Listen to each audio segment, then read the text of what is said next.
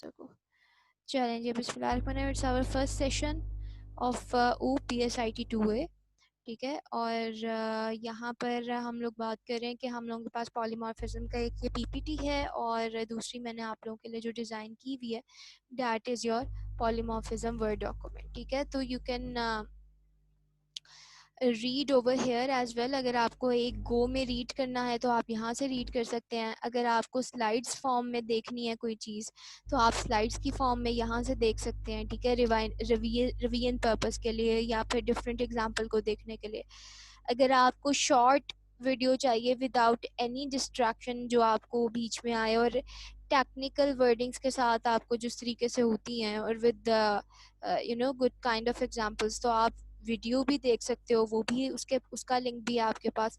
या फिर अगर आपने बिल्कुल ये पावर पॉइंट का देखना है विद डेफिनेटली हम जो बीच में बात कर रहे होते हैं, जो क्वेश्चंस आते हैं with these kind of things, तो ये जो रिकॉर्डिंग आपके पास चल रही है आप बाद में ये भी देख सकते हो, ठीक है जी। अच्छा जी, so there are a lot of options for you. You can avail anything if you are going to taking interest. Otherwise एक इंसान और 100 बहाने, ठीक है जी। चलें जनाब, बिस्मिल्लाहिर्रहमानिर्रहीम, स्टार्ट करते हैं जी। ये आपकी वही पुरानी ही चीज़ें हैं, ठीक है। पॉलीमॉर्फिज्म के उससे स्टार्ट करते हैं। ओके जी, you are not going to wait for me कि मैं आपसे पूछूं कि एनी क्वेश्चंस, ठीक है, उसकी ज़रूरत नहीं है। आपके पास पूरी अथॉरिटी है क्योंकि हम सीख रहे हैं, रिवीजन कर रहे हैं, ठीक है। हम न्यू टॉपिक नहीं सीख रहे जो मैं आपको कहूँ कि जस्ट वेट फॉर मी, मैं आपसे मुझे एक टॉपिक पूरा करने दो फिर क्वेश्चन पूछना, क्योंकि हम रिवीजन प्रोसेस में हैं, ये ऑलरेडी हम लोग कर चुके हैं। तो बीच में किसी भी टाइम आप अपना माइक ऑन करें और मुझसे आप क्वेश्चन पूछ सकते हैं, दैट्स टोटली फाइन, ठीक है ना। या फिर किसी चीज़ को रिपीट करने को कहना है तो उसी टाइम ही आप कह सकते हो। अच्छा जी, अब स्टार्ट करते हैं हम लोग अपने कॉन्सेप्ट के साथ। हम बात कर रहे हैं पॉलीमॉर्फिज्म की C++ में, ठीक है। डेफिनेटली इन लास्ट मैं आपको एक ओवरव्यू दूंगी कि हमने पूरा किया क्या है, लेकिन सिर्फ एक जो ईजीएस्ट फॉर्म जो आपकी लिखी होती है वो ये है कि पॉलीमॉर्फिज्म के वर्ड का जो लफ्ज़ है उसका मतलब होता है मल्टीपल फॉर्म्स, ठीक है। एक से ज़्यादा फॉर्म्स, किसी भी एक चीज़ को आप पकड़ लो, उसकी एक से ज़्यादा फॉर्म्स हो जाए तो वो पॉलीमॉर्फिज्म बन जाता है, ठीक है। अच्छा, अब जाहिर सी बात है यहाँ पर आपने पॉलीमॉर्फिज्म का वर्ड एक्चुअल में कहाँ पर दिखता है, जब हम ऊप कर रहे होते हैं, ठीक है ना। तो ऊप में हम लोग जाहिर सी बात है क्लासेस डेवलप करते हैं और फिर जब हम आगे गए तो हमें ये पता लगा अच्छा इसमें इनहेरिटेंस भी होती है, तो इसका मतलब कि हम एक से ज़्यादा क्लासेस भी बना सकते हैं और एक क्लास को ड्राइव कर सकते हैं दूसरी क्लास से, ठीक है ना। तो यहाँ पर जो पॉलीमॉर्फिज्म के कॉन्सेप्ट बेसिकली आता है वो आपका इनहेरिटेंस या फिर ऊप के प्रोसेस के ऊपर आता है, ठीक है जी। मैं एक स्लाइड आगे करती हूँ ताकि हम थोड़ा सा पीछे चले जाएं, ठीक है। अब हमने देखा हुआ है कि भाई दो तरह की हमारे पास पॉलीमॉर्फिज्म आती हैं C++ में। एक को आप कहते हो कंपाइल टाइम पॉलीमॉर्फिज्म और एक को आप कहते हो रन टाइम पॉलीमॉर्फिज्म, ठीक है। उसी पॉलीमॉर्फिज्म का मतलब क्या है, मैनी फॉर्म्स, ये बात याद रखना है, ठीक है। मैनी फॉर्म्स का प्रोग्रामिंग में क्या मतलब है, जाहिर है एक नाम के ढेर सारे फंक्शंस, ठीक है, इजीएस्ट वन। अच्छा, कितनी तरह की पॉलीमॉर्फिज्म होती है, आपने कहना है दो तरह की पॉलीमॉर्फिज्म होती है। कौन सी पॉलीमॉर्फिज्म, एक को आप कहते हो कंपाइल टाइम पॉलीमॉर्फिज्म और दूसरी को आप क्या कहते हो, रन टाइम पॉलीमॉर्फिज्म, ठीक है। बाज लोग, बाज बुक्स ने एक ही नाम के, एक ही चीज़ के डिफरेंट नेम्स निकाले में, जैसे कि आपको पता भी है कोई एक चीज़ के डिफरेंट नेम्स हो सकते हैं, ठीक है। तो कंपाइल टाइम पॉलीमॉर्फिज्म को ही अर्ली बाइंडिंग भी कहा जाता है। अगर आप अर्ली बाइंडिंग का टॉपिक सेपरेटली पढ़ रहे हो तो उसका मतलब बिल्कुल यही है कि कंपाइल टाइम पॉलीमॉर्फिज्म आप पढ़ रहे हो, ठीक है। या इसी कंपाइल टाइम पॉलीमॉर्फिज्म को ही स्टैटिक पॉलीमॉर्फिज्म भी कहा जाता है, ठीक है। क्यों कहा जाता है, डेफिनेटली हम with the help of examples देखेंगे, थ्योरी तो बहुत है इन चीज़ों की, ठीक है। अच्छा, दूसरा, meanwhile if you are not going to ask me a question, it means के दो चीज़ें जो है वो यहाँ से हम डिस्क्रिप्ट कर सकते हैं। वो ये है कि आप पूरा हफ्ता गुजार के वापस वैसे ही खाली हाथ आ गए हो और आपके तमाम वो सारी सिर्फ बहाने थी, बातें थी कि हमें कुछ समझ नहीं आया या हमने देखा नहीं है, ठीक है। अगर आपको वाकई में अगर आप समझ रहे हो तो इट मीन्स डेफिनेटली आपके कोई ना कोई क्वेश्चन ज़रूर होंगे, ठीक है ना। अगर आप चाहे न्यू वन भी सीख रहे हो या आप अगर पुराना भी सीख रहे हो, आपको सब कुछ भी आता है, तब भी every time we have questions या फिर हमारे पास कुछ ना कुछ बोलने के लिए ज़रूर होता है। But if you are staying quiet तो इट मीन्स के दो ही चीज़ें हैं, या तो आपको बिल्कुल समझ आ गया या फिर again it's all just fantasy stories जो कि हम हमेशा करते हैं लेकिन काम नहीं करते हैं, तो काम के अलावा हम बाकी सब कुछ करते हैं। ठीक है, तो आई विल होप कि आप लोग फर्स्ट वन पे लाइक करोगे, ठीक है, साथ साथ पूछोगे, जो चीज़ नहीं समझ आएगी उसको पार्ट लोगे मीनवाइल। ठीक है जी। अच्छा, सो कंपाइल टाइम पॉलीमॉर्फिज्म हो गया। दूसरी हमारे पास क्या होती है, रन टाइम पॉलीमॉर्फिज्म होता है। रन टाइम पॉलीमॉर्फिज्म को रन टाइम क्यों कहते हैं, ये भी सारी थ्योरी है, हम बाद में देखते हैं, अभी सिर्फ हम बारी बारी चीज़ों को याद कर रहे हैं। ठीक है, इसी एक नाम को लेट बाइंडिंग भी कहते हैं, अर्ली बाइंडिंग से निकला है। बाइंडिंग मीन्स जब भी किसी भी वेरिएबल का या किसी भी फंक्शन का आप एड्रेस कन्वर्ट कर रहा होता है ना कंपाइलर, उसको सिंपली बाइंडिंग कह देते हैं। ठीक है ना, आसान लफ्जों में। बहुत टेक्निकल इसकी डेफिनेशंस भी हैं, लेकिन सीधी सीधी से मतलब है कि whenever your compiler is converting your variable or your function into an address, तो उसको हम बाइंडिंग कहते हैं। ठीक है, वो बाइंडिंग पहले हो जाए तो अर्ली कह देते हैं, वो बाइंडिंग बाद में हो यानी कि जब जो कोड चल रहा होता है वो, तो उसको आप लेट बाइंडिंग कह देते हो। ठीक है, क्योंकि रन टाइम होती है तो रन टाइम में होने वाली हर चीज को हम डायनामिक बोल रहे होते हैं। ठीक है, तो that's why it is also called a dynamic polymorphism as well. ठीक है, अच्छा जी, इस अब आ जाते हैं कि बारी बारी के क्या है। पहला कंपाइल टाइम फॉर्मूला, ये ये क्या है, इसको भी हम देखते हैं, लेकिन इसके अंदर कौन कौन सी टाइप्स आ जाती हैं। तीन तरह की चीज़ें होती हैं, लेकिन दो ही का नाम ज़्यादातर लिया जाता है। एक तो आपकी फंक्शन ओवरलोडिंग होती है और एक आपकी ऑपरेटर ओवरलोडिंग होती है। ठीक है, operator overloading we will see, हम लोगों ने लैब में तो नहीं देखी, बट क्योंकि अभी तक मुझे नहीं पता, आपकी मैम ने मुझे नहीं बताया अबाउट योर ऑपरेटर ओवरलोडिंग, लेकिन अगर आपकी थ्योरी में हो गया होगा तो हम इसको अगला जो है वो इसको लैब में भी देख लेंगे। बट समहाउ हमने क्या देखा हुआ है, हमने फंक्शन ओवरलोडिंग देखा हुआ है। ठीक है, कि ये कैसे होती है। सही हो गया। अच्छा जी, इस फंक्शन ओवरलोडिंग और फंक्शन ओवरराइडिंग की एक बहुत ही ज़बरदस्त आपकी, ऑलरेडी मैंने आपको कंटेंट उसका प्रोवाइड किया हुआ है, but still we have an example over here as well in today's class, तो हम दोबारा से समझ लेंगे।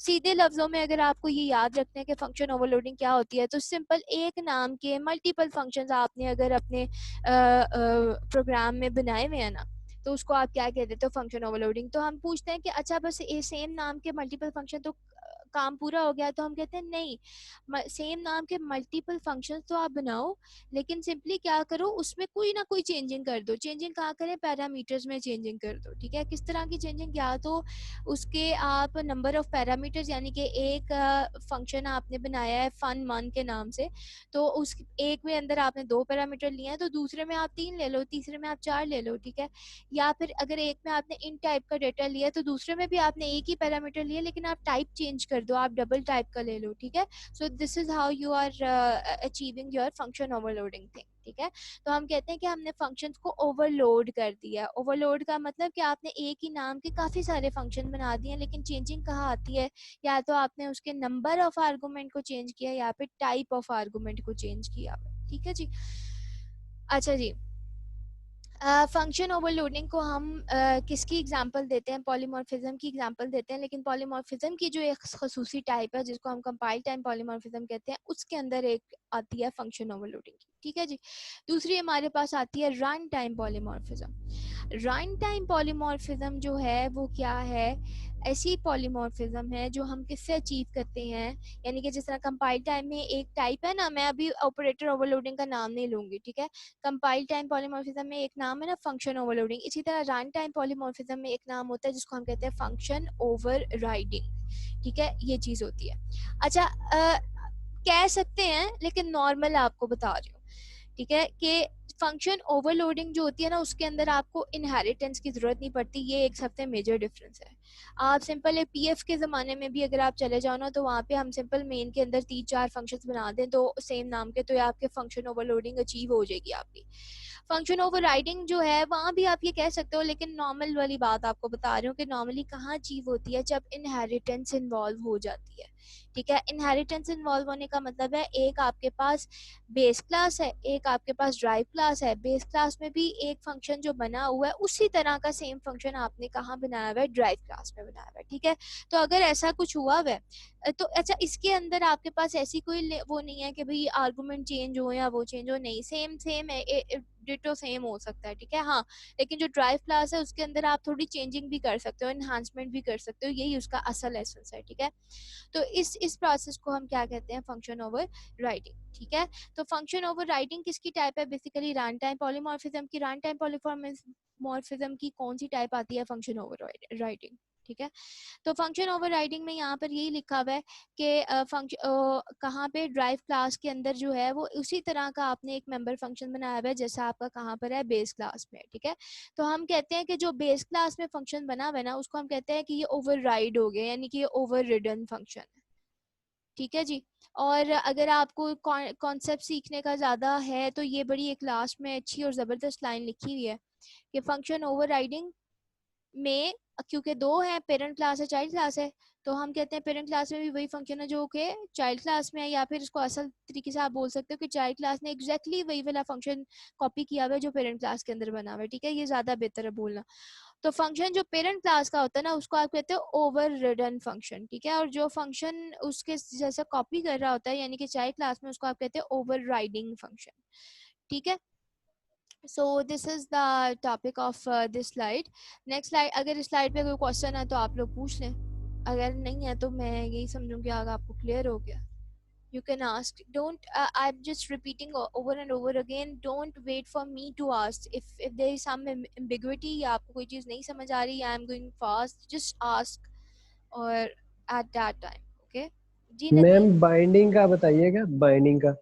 देखो, बाइंडिंग, जब हम बाइंडिंग का वर्ड सीखते हैं ना तो हम इसकी एक्चुअल बाइंडिंग देखते हैं जब हम कोड लिख रहे होते हैं। ठीक है, कि किस तरीके से मैपिंग होती है। But for now just make sure कि बाइंडिंग जो है आपके एड्रेसेस को, कन्वर्जन को कहते हैं। ठीक है, मेरा वेरिएबल है उसका एड्रेस कन्वर्ट हुआ है, दिस इज बाइंडिंग। मेरा फंक्शन को कॉल किया उसका एड्रेस जो बना है, this is binding, that's it. ठीक है। मीनवाइल आप अपने क्वेश्चंस तैयार रखें, एग्जाम के बाद हम लेते हैं इंशाल्लाह।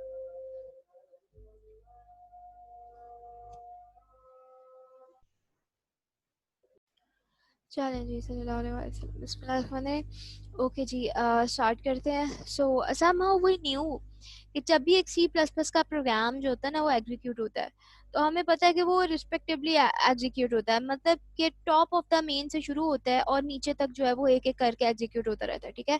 बीच में अगर कोई फंक्शन आ गया ना, कोई फंक्शन की कॉल आ गई है, तो डेफिनेटली जो जिस फंक्शन की कॉल हुई है, हमारा कंपाइलर या हमारा कंट्रोल जो है वो उस फंक्शन की बिगनिंग से स्टार्ट होना शुरू हो जाता है। यानी कि जहाँ फॉर एग्जाम्पल मैंने सम को फंक्शन को कॉल किया तो जंप कहाँ चली जाएगी, सम के फंक्शन के ऊपर, और बारी बारी सम के फंक्शन की लाइंस एग्जीक्यूट होना शुरू हो जाएगी। ठीक है।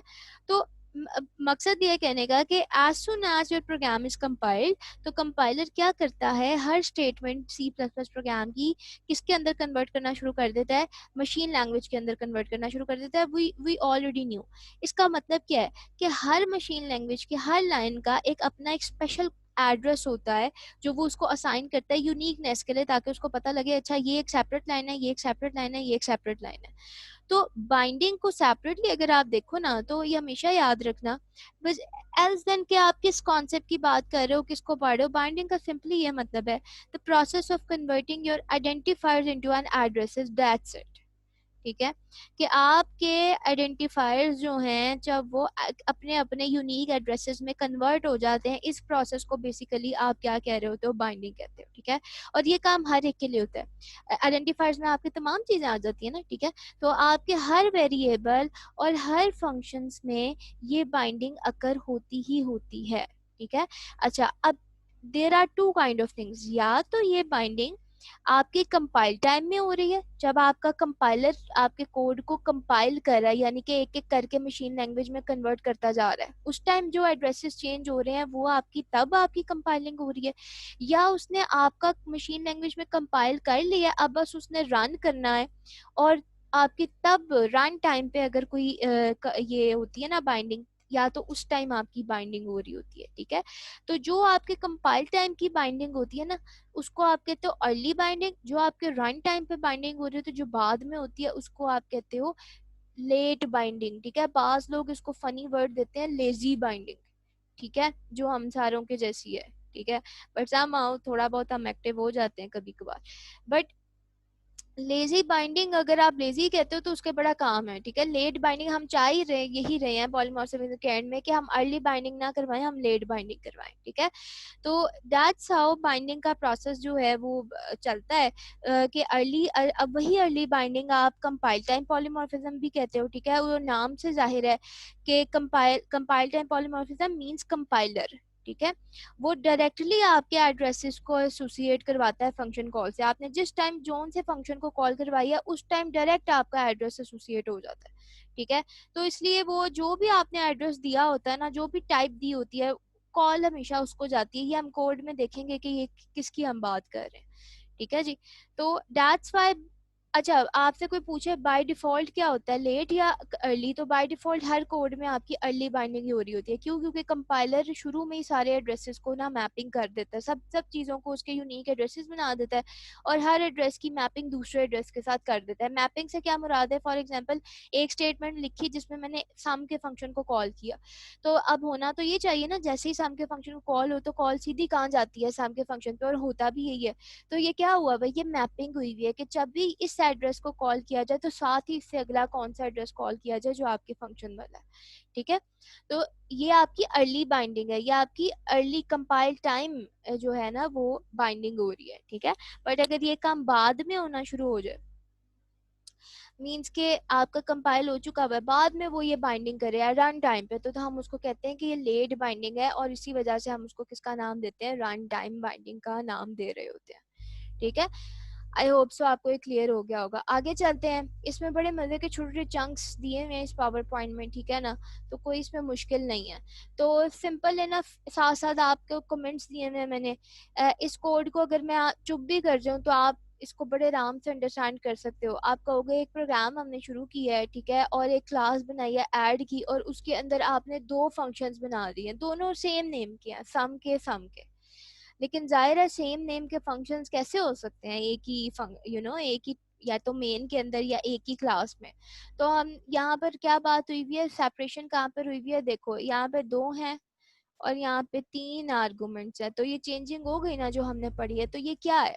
ये आपकी फंक्शन की ओवरलोडिंग है, ठीक है ना। How you are going to call the object if you are in classes? तो अब आपको पता है आप उस नाम का एक ऑब्जेक्ट क्रिएट करोगे और आप जो है वो दोनों को एक ही तरीके से कॉल करोगे, यानी कि ऑब्जेक्ट डॉट सम। बस फर्क इतना होगा कि कॉल किसको जाएगी? अकॉर्डिंग टू योर पैरामीटर्स, ठीक है। यहाँ दो पैरामीटर्स हैं तो कॉल किसको गई? दो पैरामीटर्स वाले पे ऊपर। यहाँ पे तीन पैरामीटर्स हैं तो कॉल किसको गई? तीन पैरामीटर्स वाले के ऊपर, ठीक है। और उसी हिसाब से आपकी जो है ये क्या सेट हो गई? आउटपुट सेट हो गई, ठीक है। सिंपल इनफ, इसमें तो कोई क्वेश्चन नहीं होगा आपका, ठीक है तो you can ask immediately, there is no issue at all. अच्छा, ये राना उमर शायद अब आए हैं इसलिए इनका माइक ओपन हो गया है। चलो आपका कोई क्वेश्चन हो तो दोबारा आप पूछ सकते हो, कोई मसला नहीं है। ओके जनाब, अब हमारे ये क्या थी? ये जो हमने किया ये कंपाइल टाइम की थी एग्जांपल, ठीक है। छोटा कोड समझ आ गया होगा। इस तरह का कोई कोड आ जाए तो उसको आप फंक्शन ओवरलोडिंग का नाम देते हो। फंक्शन ओवरलोडिंग किसकी टाइप है? आप कह सकते हो कंपाइल टाइम पॉलीमॉर्फिज्म है, ठीक है। अच्छा, रन टाइम पॉलीमॉर्फिज्म में ज्यादातर आपको क्या बनी हुई दिखेंगी? क्लासेस बनी हुई दिखेंगी। जैसे इस कोड में आप देखो तो यहाँ पर आपको क्या दिख रहा है? एक क्लास बनी हुई है, उसके अंदर एक फंक्शन हमने बनाया है डिस्प्ले का फंक्शन। क्लास खत्म। एक बी क्लास है, बी किसको इनहेरिट करी है? ए को, विच मीन्स कि ए क्लास के अंदर जितने फंक्शंस हैं, जितने पैरामीटर्स हैं वो, या जितनी फंक्शनलिटीज हैं या सर्विसेज हैं वो ऑटोमेटिकली किसको मिल गई हैं? बी को मिल गई हैं। तो अब बी जो है चाहे तो सेम नेम का फंक्शन बना सकता है, जो कि किसमें बनाया गया है? अपने पेरेंट क्लास के अंदर बनाया गया। अच्छा, सेम, अब कहें फायदा क्या? यहाँ भी सेम है, यहाँ भी सेम है, तो आप यहाँ पे डिफरेंट चेंजिंग कर सकते हो क्योंकि ये सिर्फ सी आउट शो करवाया हुआ है इसलिए। लेकिन मॉडिफिकेशन इसी तरीके से है, सुपर क्लास यहाँ पे प्रिंट हुआ हुआ है और यहाँ पे सब क्लास प्रिंट हुआ हुआ है। अच्छा, इसको मॉडिफिकेशन इसलिए कह रहे हैं क्योंकि उसने सिर्फ एक ही लाइन लिखी हुई है सी आउट की। डेफिनेटली आप जो फंक्शन इनहेरिट कर रहे हो वो और सेम नेम का अगर कर रहे हो तो उसके अंदर आप डिफरेंट चेंजिंग्स बना सकते हो। तो क्लास का कॉन्सेप्ट आ गया, सेम नेम के दो फंक्शन है बेस में भी और आपके इसके अंदर सॉरी ड्राइव के अंदर भी। तो ये वाला कॉन्सेप्ट जो है वो क्या होता है, फंक्शन ओवरराइडिंग का। तो फंक्शन ओवरराइडिंग का मतलब जब आपकी चाइल्ड क्लास एक ऐसा मेथड डिक्लेयर करे, एक ऐसा मेथड डिक्लेयर करे जो कि ऑलरेडी कहाँ प्रेजेंट हो, आपके पेरेंट क्लास के अंदर प्रेजेंट हो, ठीक है। तो फिर हम उसको क्या कहते हैं, प्रोसेस को फंक्शन ओवर राइडिंग कहते हैं। तो हम कहते हैं कि चाइल्ड क्लास ने क्या किया, पेरेंट क्लास के फंक्शन को ओवरराइड कर लिया, ठीक है। ओके तो क्या इसके अंदर भी किसी चेंजिंग की जरूरत है? No, you can have same function with same definitions. Normally definition का मतलब है जैसे सी आउट यहाँ पर है तो उसी की जैसे सी आउट यहाँ पर भी, उससे कोई फर्क नहीं पड़ता। Same function with same definitions. In fact modern भी आप कर सकते हो, यानी कि मॉडिफाई भी कर सकते हो, ठीक है।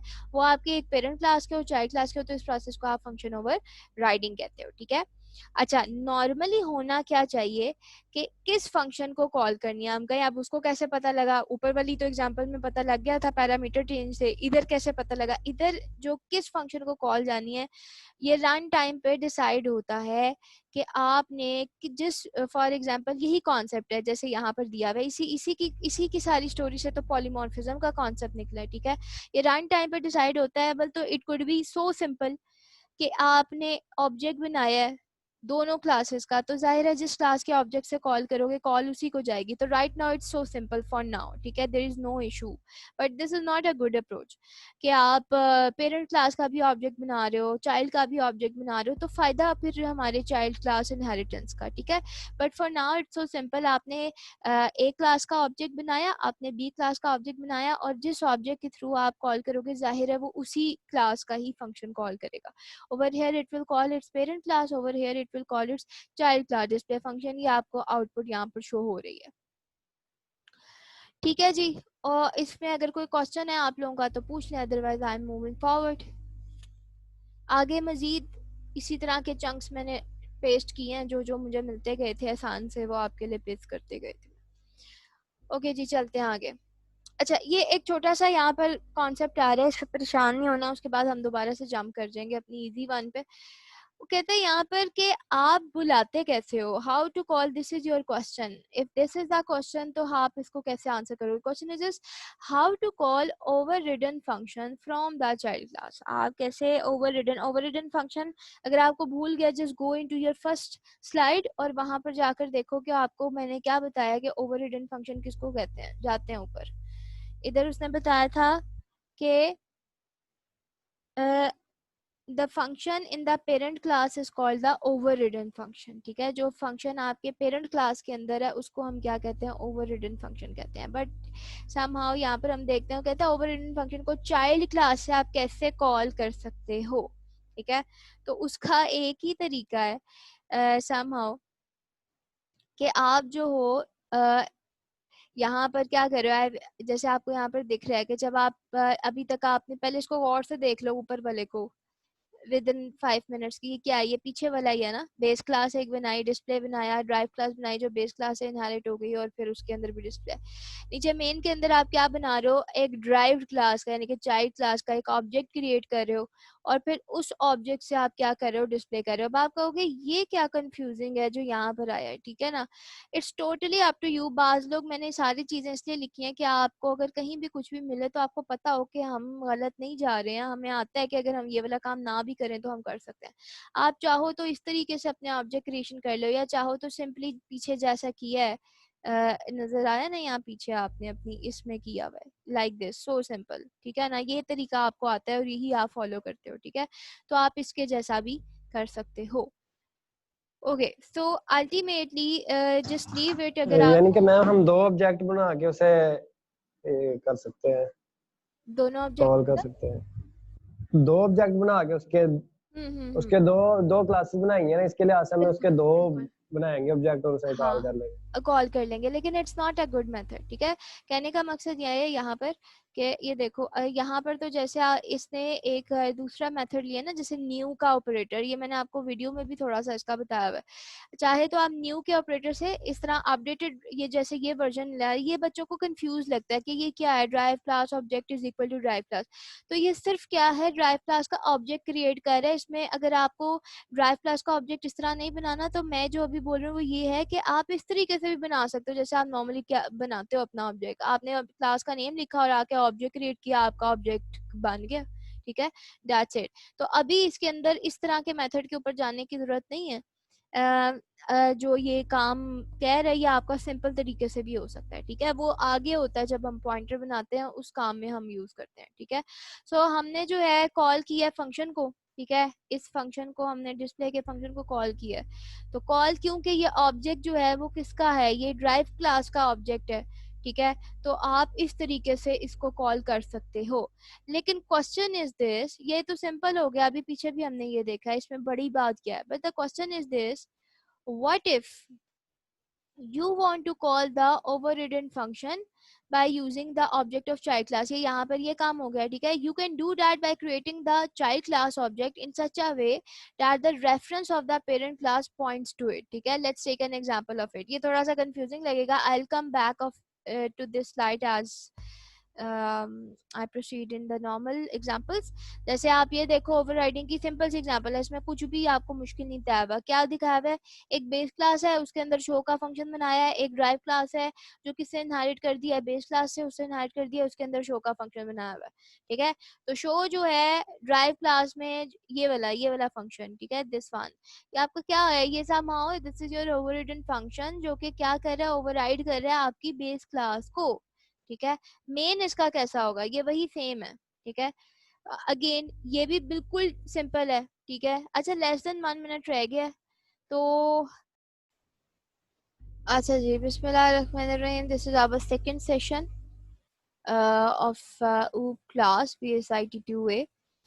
अच्छा जी, हम जो बात कर रहे थे वो सिंपली ये है कि हम बात कर रहे थे, एक जर्नल से एग्जांपल लिया है, we are repeating the same concepts over and over again. The reason of this is this कि आप इसके दिमागों में ये चीज़ बैठ जाए। ठीक है, अच्छा इस स्लाइड पे सिंपली क्या हुआ, वह दोबारा से पुराना कॉन्सेप्ट वो बता रहा है जो कि किसका है, जस्ट बाइंडिंग का है, कि how you are going to bind the class objects. ठीक है, किसी भी फंक्शन कॉल को आप फंक्शन बॉडी के साथ कनेक्ट कर दें, ये सिंपल आपका बाइंडिंग है। ठीक है, जब ये डन होती है, चाहे during the program, there are two kind of things, आपकी अर्लिक बाइंडिंग है, स्टैटिक बाइंडिंग है, या कंपाइल्ड बाइंडिंग है। ठीक है, तो नॉर्मली वो कैसे होती है, यहाँ पे एक छोटी सी मिस प्रिंटिंग हुई हुई है ऑफ दिस थिंग। ठीक है, तो ये नहीं है कि ये सेम नेम के नहीं है, ये सेम नेम के है। ठीक है, तो वॉइड शो का फंक्शन बेस क्लास में बनाया हुआ है, उसी नाम का फंक्शन ड्राइव क्लास में बनाया हुआ है। अगेन वही concept, if you are going to call that, then how you are going to call, definitely you are going to make the two separate objects, base class object and drive class object. But over here the main thing is, मैं यहाँ पर ये नहीं बता रही कि इस तरीके से आप शो को कॉल करोगे, नो, ये पीछे हमने देख लिया।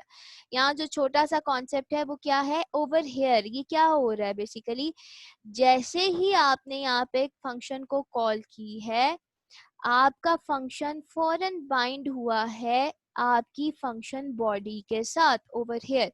किस तरह, इट सीन के ओके ये जो कॉल है इसकी टाइप क्या है, इसकी टाइप बी है, और बी ऑब्जेक्ट की जो टाइप है वो बेसिकली बेस क्लास है। दैट्स व्हाई ये फंक्शन कॉल किसके साथ बाइंड हो गई है, अपनी बेस क्लास के फंक्शन के साथ। ठीक है, तो ये जो इस टाइम बाइंडिंग हो रही है, ये कौन सी बाइंडिंग है, ये आपकी अर्ली बाइंडिंग है, स्टैटिक बाइंडिंग है, या कंपाइल टाइम बाइंडिंग है। ठीक है जी, तो ये आप इसको देख लेना। So again same base class object, यही वजह है, ये जो अर्ली बाइंडिंग है यही वजह है कि बेस क्लास ऑब्जेक्ट अपने बेस क्लास के फंक्शन को कॉल करता है, और ये जो आपका ड्राइव क्लास का ऑब्जेक्ट है ये किसको, अपनी ड्राइव क्लास के क्लास के फंक्शन को कॉल करता है। ठीक है, यहाँ पे मेरा ये बताना बिल्कुल भी मकसद नहीं था कि देखो ये एक फंक्शन है, ये एक फंक्शन है, ये ओवरराइडिंग हो रही है, हमने एक ये सेपरेट बनाया, हमने एक ये सेपरेट बनाया और दोनों इस तरीके से हम कॉल करते हैं। नो, ये हम देख चुके हैं। यहाँ इसके अंदर जो छोटा सा कॉन्सेप्ट है वो सिंपल ये है कि what kind of binding is this. तो you need to tell, you need to know कि this is basically your early binding या कंपाइल टाइम बाइंडिंग। ठीक है, जहाँ पे ड्यूरिंग कॉल ही आपके टाइप की सेटिंग हो रही है। That's it. इस स्लाइड में बस इतना ही है। ठीक है जी, आगे जाएं तो हम लोग पॉइंटर के थ्रू ये काम कैसे कर सकते हैं। अच्छा जी, सेम काम, ठीक है, क्योंकि हम तो फंक्शन की कॉल बाइंडिंग कर रहे हैं ना, तो हम कहें कि why we need to make two objects, you know. Over here अगर आप देखो तो इसका क्या बेनिफिट है कि even with this inheritance kind of thing आपको सेपरेट सेपरेट, अगर आपने इस शो को बुलाना है और आपने इस शो को सेपरेटली कॉल करना है, तो what's the solution up to now. अभी तक हमारे पास क्या सोल्यूशन है, एक इस क्लास का ऑब्जेक्ट बनाओ, एक इस क्लास का ऑब्जेक्ट बनाओ और बारी बारी सेपरेटली क्या करो, इन फंक्शंस को कॉल करो। ठीक है, but what's the benefit we have. मजा तो तब आना चाहिए कि हम एक ही ऑब्जेक्ट बनाएं, ठीक है, और उस ऑब्जेक्ट को हम सिर्फ उसी ऑब्जेक्ट से शो के फंक्शन को कॉल कर लें। सो डिपेंडेंसी आपकी किस तरीके से हो कि ये वो ऑब्जेक्ट खुद ही से क्या करे, जज आउट करे कि भाई मेरी टाइप क्या है और उसके मुताबिक वो क्या करे, फंक्शन को कॉल करे। If you are going to call the show function with the help of the derived object, आप कुछ भी कर लें, आप यहाँ पर अपने बेस क्लास के ऑब्जेक्ट को कॉल नहीं कर सकते। ठीक है, हाँ, एक छोटा सा अलग सा मेथड है कि आप यहाँ पर, वो मुश्किल हो जाएगा, मैंने अपनी वीडियो में तो बताया हुआ है वो। ठीक है, कि आप सिंपली क्या करें, आप भी ये लें स्कोप रेजोल्यूशन ऑपरेटर, ठीक है, और यहाँ पे शो के फंक्शन को कॉल करवा दें इधर, तो उसको पता लग जाएगा ओके ठीक है, ये वाला पहले मुझे कौन सा शो कॉल करना है, बेस क्लास का, फिर मुझे कौन सा शो कॉल करना है, ड्राइव क्लास का। ये भी एक सोल्यूशन है, ठीक है ना। लेकिन इट्स, ये आपकी एग्जैक्टली पॉलीमॉर्फिज्म की साइड पे जो है ना वो नहीं आएगा। Kindly don't make annotations over here. ठीक है जी, तो एक ये कॉन्सेप्ट है, सही है। अच्छा जी, अब यहाँ पर हम अगर आगे आ जाएं, ठीक है, तो आगे हम सिंपली क्या करें, how we can do this. लेकिन जब अगर हम, आप ये देखो लेट एनोटेशन, यहाँ पर क्या हो रहा है, बेस क्लास उसके शो का फंक्शन, drive class उसके शो का function, and I am going to pause for a 5 seconds, just go through with this कि ये लिखा क्या हुआ है।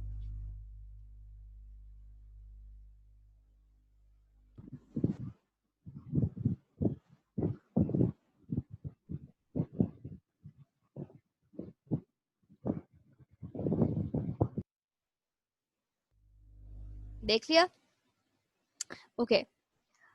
somehow over here हम क्या कर रहे हैं, when we are going to use a base class pointer, pointer कैसे बनता है, स्टैटिक से, ये स्टैटिक हटा दूं, ये ऑब्जेक्ट है, स्टैटिक लगा दूं, ये पॉइंटर बन गया। पॉइंटर का सिंपल सा काम क्या है, इसने पॉइंट करना है किसी चीज को।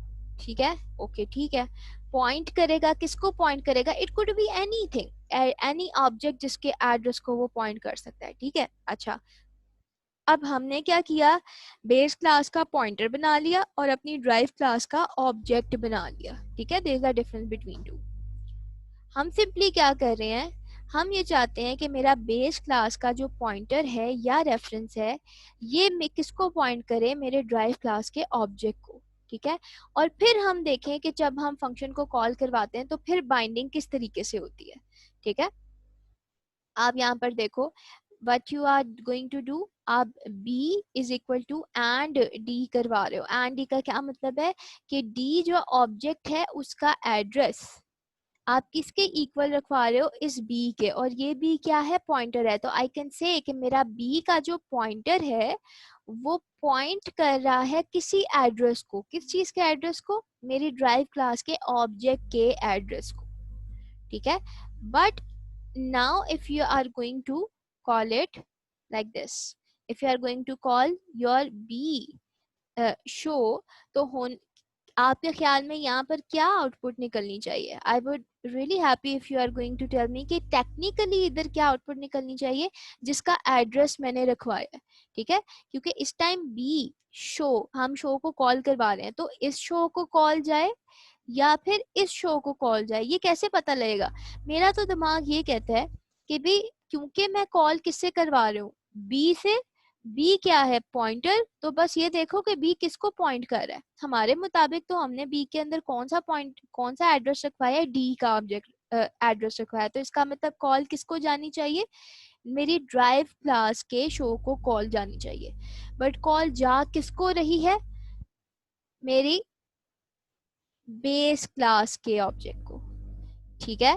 सो what is this, if we are going to talk about this, तो ये क्या है, ठीक है? कैन यू गेस इसका कोई आप लोग कुछ ना कुछ इस पे देना चाहोगे आउटपुट?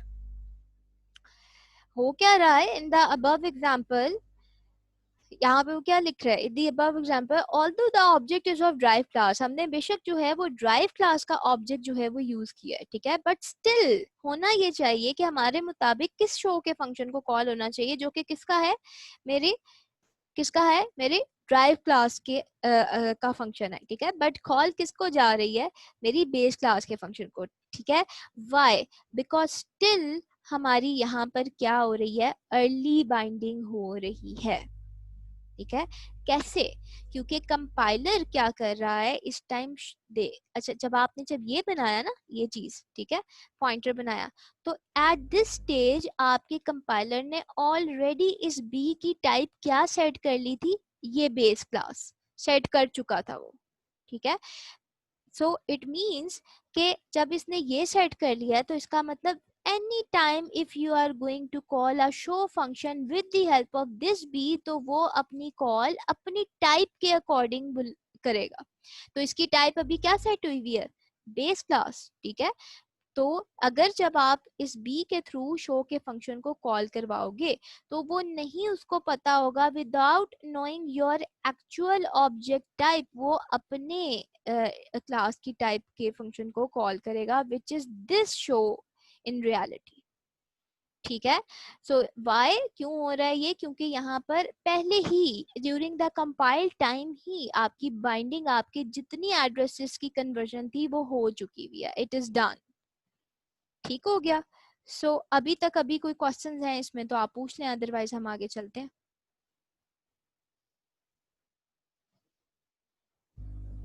नहीं है कोई क्वेश्चन, ठीक है जी। So let's move forward. अब यही सेम कॉन्सेप्ट हम डिफरेंट एग्जांपल से देखते हैं। इस एग्जांपल को बड़े ध्यान से देखना, ठीक है? दैट्स रियली इंटरेस्टिंग एग्जांपल और यही आपके टास्क को भी सॉल्व करने में हेल्प आउट कर सकती है, ठीक है? ओके, ओवर हियर, अच्छा मैंने क्या किया है, कंफ्यूज ना होना, क्योंकि मैंने जाहिर सी बात है एक ही आपको स्लाइड पे पूरा कॉन्सेप्ट समझाना है, तो मैंने एक पूरा लंबा प्रोग्राम ना एक पार्ट इधर दे दिया, this is your one part, और उसका ही निचला हिस्सा जो है ना वो मैंने यहाँ पर एक सेपरेट ब्लॉक में दे दिया, ठीक है? So this is your second part, hopefully ये कंफ्यूजिंग नहीं होगा।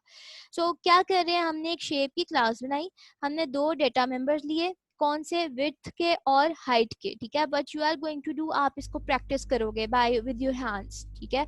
अच्छा, क्या कर रहे हैं, शेप, क्योंकि शेप की क्लास है, थोड़ा सा आप उसके अंदर इन्हांसमेंट ले रहे हैं, हम सिर्फ और सिर्फ सी आउट से बाहर आ रहे हैं, एक एक्चुअल प्रोग्राम देख रहे हैं कि एक्चुअली ये इस काम को करेंगे तो कैसे फंक्शन परफॉर्म होगा, ठीक है? हमने शेप का क्या बनाया, मैंने कंस्ट्रक्टर बना दिया, कैसे पता लगा ये कंस्ट्रक्टर है, क्योंकि ये इसका सेम नेम है जो कि मेरी क्लास का नेम है, ठीक है? अच्छा, जाहिर सी बात है कंस्ट्रक्टर क्या करेगा, मेरे ऑब्जेक्ट को इनिशियलाइज करेगा, ऑब्जेक्ट किसको होल्ड कर रहा है, विड्थ को और हाइट को, तो definitely I am going to initialize it with the help of some initial value. So initially it is a is equal to 0 and b is equal to 0, ठीक है? if I am going to, ये मैंने already आपको circle के example में बता दिया है, if you are not going to pass ma'am ये any value, लास्ट वाला स्टेप रिपीट करना है। कौन सा कौन सा? ये मैम जो पब्लिक वाला है, पब्लिक शेप ओके वाला। ओके ओके, यस दोबारा मैम। कर लेते हैं, ठीक है, दोबारा कर लेते हैं।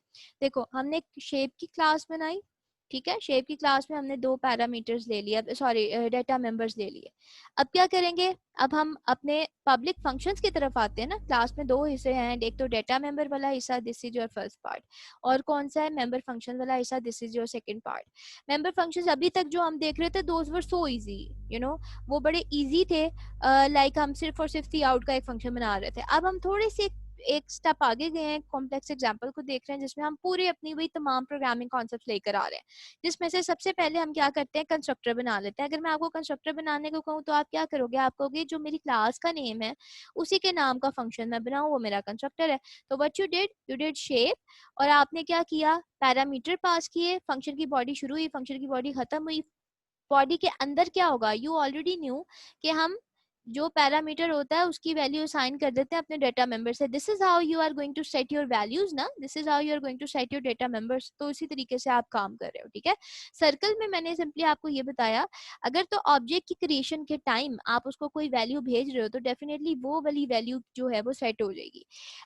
एक एज अ फर्स्ट पैरामीटर आप जो वैल्यू भेजोगे, जैसे आपने फंक्शन की क्रिएशन के टाइम 10 भेजा तो विथ को क्या सेट हो गई 10। आपने फंक्शन की क्रिएशन के टाइम क्या भेजा, 15 भेजा, तो सेकेंड पैरामीटर के तौर पर तो हाइट क्या सेट हो गई 15।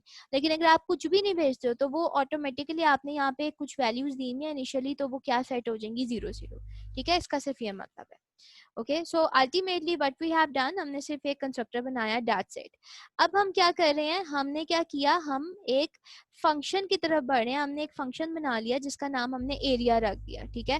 वो एरिया का फंक्शन क्या करता है, सिंपली आपको क्या कर रहा है, एक सी आउट दे रहा है जो कि पेरेंट क्लास एरिया कैलकुलेट कर रहा है, ठीक है। डेफिनेटली यहाँ पर आप प्रॉपर एरिया कुछ और भी यहाँ पर लिखवा सकते हो, कुछ और भी यहाँ पे कैलकुलेशन परफॉर्म करवा सकते हो। दैट्स व्हाई मैंने यहाँ पे रिटर्न 0 और यहाँ पे इंट किया हुआ है, ठीक है। और अगर आपने कुछ नहीं करवाना, सिर्फ अपनी प्रोग्रामिंग पॉलीमॉर्फिज्म टेस्ट करनी है कि मुझे समझ आ गई है, तो आप यहाँ पे वॉइड रख लो, ठीक है, कुछ भी रिटर्न ना करवाओ, सो इजी। ठीक है जी। अच्छा, तो मैंने एक फंक्शन बनाया एरिया का और जस्ट इसमें मैंने क्या टाइप करवा दिया, पेरेंट क्लास एरिया, ताकि मुझे पता लग सके जब मैं अपनी उसको अच्छा ये समीत जवाद ये हमारी क्लास का तो नहीं है कि ये जवाद है, बेसिकली जवाद मेरा ख्याल है अपने नेम से ही था इधर, जवाद तो है। कैन मैम आई, जवाब का अपना ही समीत, नेम समीत जवाद तो कोई नहीं है ना। अंस आपकी आवाज नहीं आ रही है, चलो। मैम ये अच्छा हमारी क्लास का है, समीर जवाद। अच्छा, चलो ठीक है, अब वो करता है तो फिर मैं उसको एक्सेप्ट कर लेती हूँ, थैंक नो यू। कोई भी नहीं। चले जी।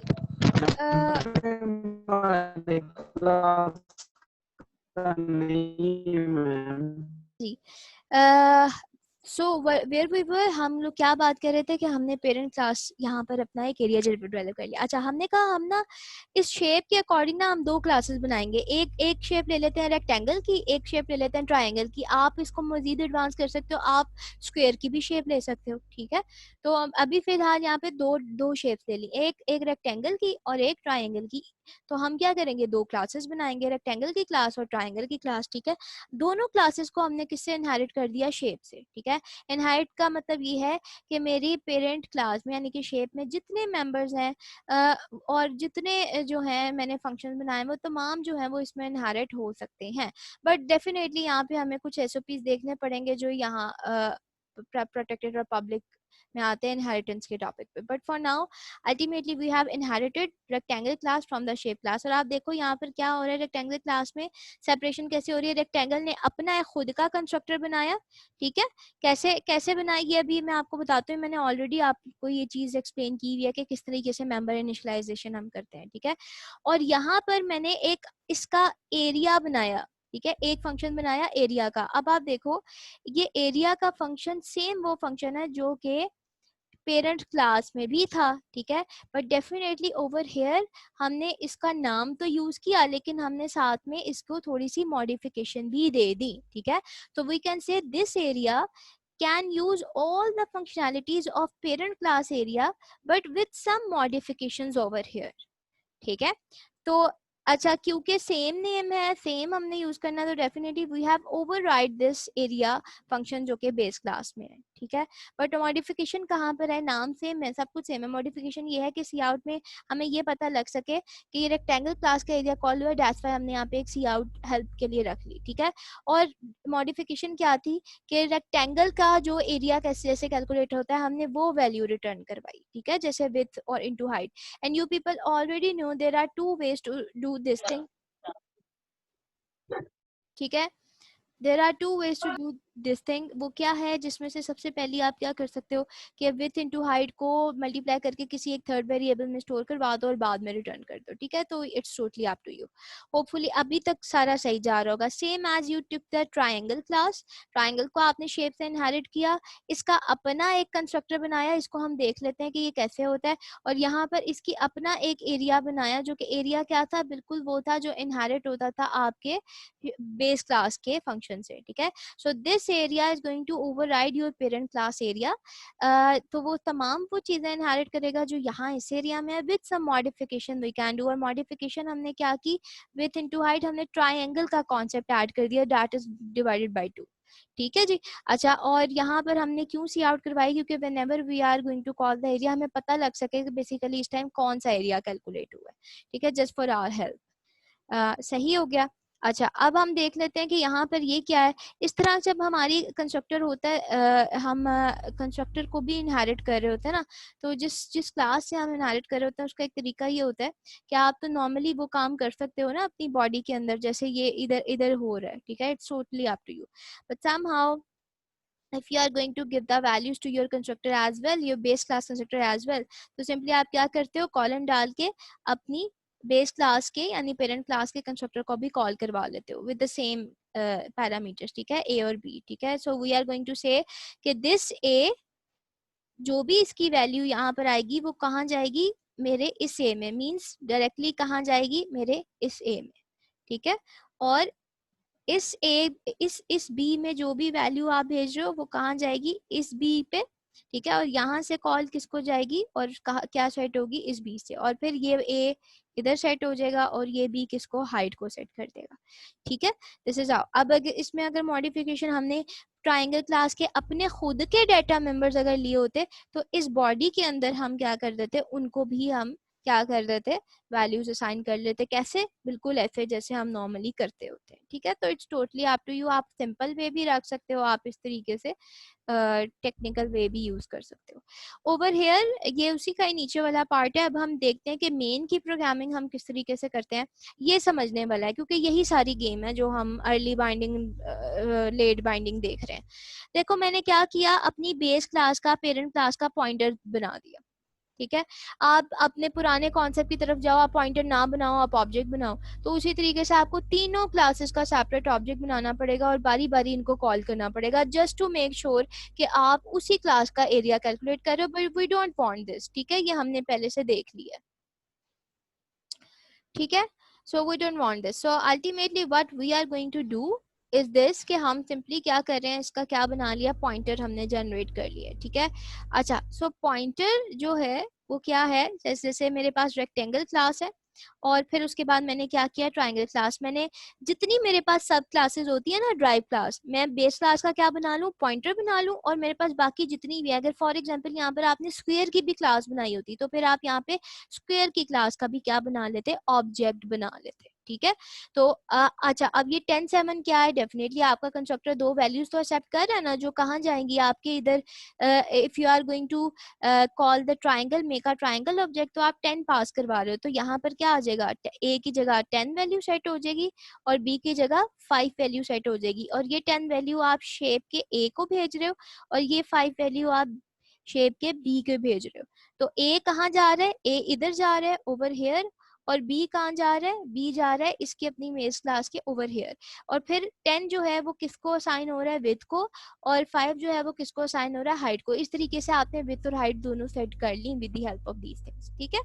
अच्छा, फिर उसके बाद नाउ नेक्स्ट हमारे पास क्या है, ये चीज हम क्या करने जाते हैं, हम जो हमारे पास पॉइंटर है, हम क्या कहते हैं, हम कहते हैं कि इस पॉइंटर को हम किसको रेफर करते हैं, इस पॉइंटर के अंदर किसका एड्रेस स्टोर करवाते हैं, अपनी जो ड्राइव क्लास है उनके ऑब्जेक्ट का, ठीक है।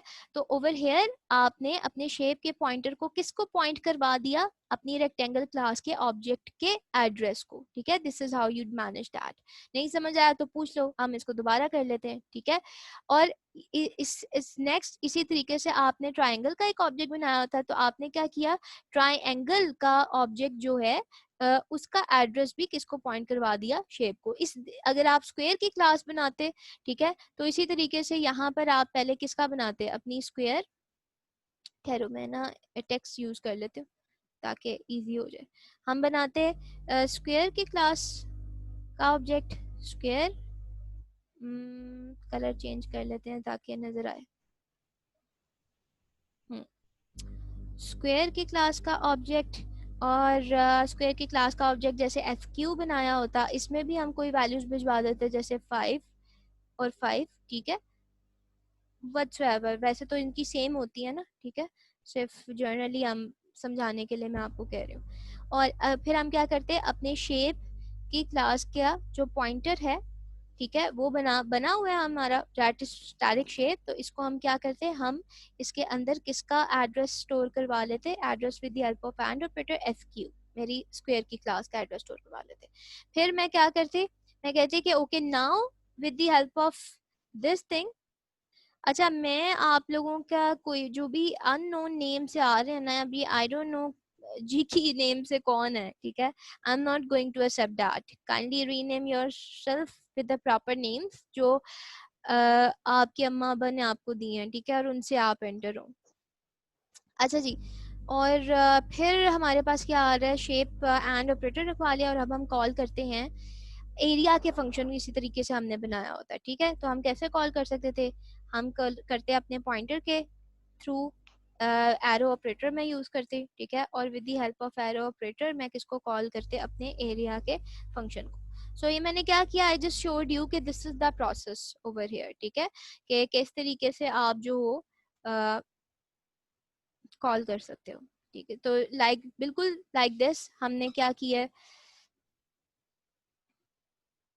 अच्छा जी, अब ये बताइए कि जी हम स्टार्ट करते हैं जी। वापस हम आते हैं इसके ऊपर। So this is how you made your pointer, this is how you made your objects of both classes, and this is how you store the address of your rectangle, and this is how you are calling the rectangle area, ठीक है, with the help of your pointer, ठीक है। और ये आपने triangle की management कर ली, और ये इसी तरीके से आ गया, ठीक है। नाउ अब हम क्या देख रहे हैं, अब जो असल चीज देखने वाली है वो है रनिंग। व्हेन ओवर हेयर यहाँ ये हमारा फोकस है, when we are going to call the area function with the help of this shape pointer at this stage, just forget के नीचे कुछ है, हमारे ख्याल में कौन सा एरिया कॉल होना चाहिए भाई, हम कहें हमने तो इसके अंदर किसका रेक्टेंगल के ऑब्जेक्ट का एड्रेस स्टोर करवाया हुआ है, इसलिए रेक्टेंगल का एरिया कॉल होना चाहिए, यानी कि ये वाला क्या लिखा हुआ आना चाहिए, रेक्टेंगल क्लास एरिया, ठीक है। बट अगर देखें तो क्या लिखा हुआ है, पेरेंट क्लास एरिया। वाई, उसकी रीजन ये है कि ये चीज कब होगी जो हम चाह रहे हैं, जब मेरी यहाँ पर जो बाइंडिंग है वो रन टाइम होगी। बट ओवर हेयर अभी कौन सी बाइंडिंग हो रही है, अर्ली बाइंडिंग हो रही है, कंपाइल टाइम बाइंडिंग हो रही है, विच मीन्स के मैं क्या बात कर रही हूँ कि कंपाइल टाइम बाइंडिंग से मेरी क्या मुराद है, कि यहाँ पर ऑलरेडी जैसे ही शेप का पॉइंटर हमने बनाया था, ऑलरेडी उसने अपनी टाइप क्या सेट कर ली थी, शेप की क्लास की, ठीक है। अब जब भी आप इस पॉइंटर से जिस भी एड्रेस को कॉल करवाएंगे, वो बजाय इसके कि वो ये देखे कि किसका एड्रेस बाद में स्टोर हुआ है, नहीं, वो देखेगा मेरी टाइप क्या है, मेरी टाइप तो मेरी क्लास है, तो मेरी क्लास के अंदर भी एक एरिया का फंक्शन है, तो मैं तो इसी को ही कॉल करवाऊँ, ठीक है। अब फिर इस चाहे आप किसको बना ले, same process goes with the triangle, चाहे आप ट्राइंगल का एड्रेस स्टोर करवा लें और with the help of shape आप एरिया को कॉल करें, तो वो हम चाह रहे हैं ट्राइंगल कॉल हो, लेकिन वो इस प्रोसेस से किसको कॉल कर रहा है, एरिया को। सेम एज अगर आपने इधर अपना स्क्वायर का भी बनाया, तो अब इधर जब आप कॉल करोगे तो क्योंकि वही सेम प्रोसेस, उसने अपना टाइप क्या सेट की हुई है, शेप की क्लास, तो वो कौन से एरिया को कॉल करेगा, जो शेप की क्लास के अंदर है, ठीक है। But we don't want this, हम ये नहीं चाहते, हम चाहते हैं कि जब मैं यहाँ पर अपने पॉइंटर को पॉइंट कर चुका हूँ या चुकी हूँ, किसको, इस ऑब्जेक्ट को, तो भाई जिस ऑब्जेक्ट का एड्रेस मैं यहाँ पे स्टोर करवा रही हूँ उसी क्लास का एरिया का फंक्शन कॉल हो, यानी कि यहाँ पर ये वाला एरिया कॉल हो, और यहाँ पर क्योंकि मैंने ट्राइंगल को स्टोर करवाया तो ये वाला एरिया कॉल, ठीक है। बट हो क्या रहा है, दोनों दफा पेरेंट क्लास, वाई, क्योंकि ये क्या है, आपकी अर्ली बाइंडिंग है, ठीक है, होप सो ये कॉन्सेप्ट आपको समझ आ गया होगा। हम कैसे वो चीज़ अचीव कर सकते हैं जो हम चाह रहे हैं, उसकी तरफ अब हम आगे बढ़ेंगे। यहाँ पे कुछ मैंने आपके लिए रीज़न लिखी है। The reason is this for your incorrect output, कि आपकी जो कॉल है फंक्शन एरिया की, वो पहले ही एक ही दफ़ा कंपाइल वर्जन में ही वो सेट हो चुकी हुई है। और वो किससे सेट हुई है? जो डिफाइन किया है आपकी बेस क्लास ने, ठीक है। और बेस क्लास ने क्या, जाहिर सी बात है, अपनी क्लास का एरिया, ठीक है। इसको आप क्या कहते हो? इसको आप स्टैटिक रेजोल्यूशन के भी कहते हो, इसको आप स्टैटिक लिंकेज भी कहते हो, इसको आप स्टैटिक बाइंडिंग भी कहते हो, whatever is the name you want to say. सबका क्या मतलब है? सबका एक ही मतलब है कि फंक्शन कॉल फिक्स हो गई हुई है before the program is executed. अभी प्रोग्राम की आउटपुट नहीं निकली, अभी प्रोग्राम को एग्जीक्यूट नहीं हुआ, रन नहीं हुआ, लेकिन कंपाइल जब ट्रांसलेशन हो रही थी तभी कौन से फंक्शन को कॉल जानी है ये पहले ही फिक्स हो गया हुआ है इधर। चाहे अब आप इसको इससे कॉल करवाओ या जिस मर्जी से कॉल करवाओ, कौन से फंक्शन को कॉल जानी है ये पहले ही फिक्स हो चुका है, दैट्स इट, ठीक है। इसीलिए हम इसको क्या कहते हैं, एक और नाम है, अभी बार बार बोला है, ये अर्ली बाइंडिंग है, जिसमें आपका एरिया का फंक्शन जो था वो पहले ही सेट हो गया, वह कंपाइल टाइम पे सेट हो गया, वह किसके नाम का, फंक्शन की क्लास के नाम का। हम इसको कैसे ठीक कर सकते हैं? हम इसको with the help of virtual functions ठीक कर सकते हैं। वर्चुअल फंक्शन क्या है, पहले हम ये देख लेते हैं, भूल जाओ, पहले हमने क्या पढ़ा है। वर्चुअल फंक्शन सिंपली यही है, मैंने आपको जो मेरी यूट्यूब की वीडियो है उसके अंदर भी मैंने आपको वर्चुअल का एग्जैक्ट मीनिंग बताया हुआ है, ठीक है।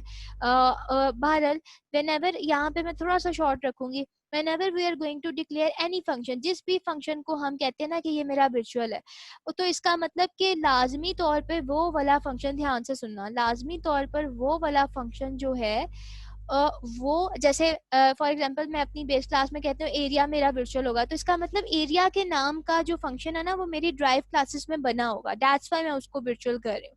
तो मेरी सब क्लासेस में ने भी उस फंक्शन को ओवरराइड किया होगा। ये आपने जब जिस फंक्शन को आप डिक्लेयर करो, मेक श्योर कि आपने सब क्लासेस में भी वो फंक्शन बने हुए हो, ठीक है। उन सब क्लासेस ने भी उसी सेम फंक्शन को इम्प्लीमेंट किया हुआ हो।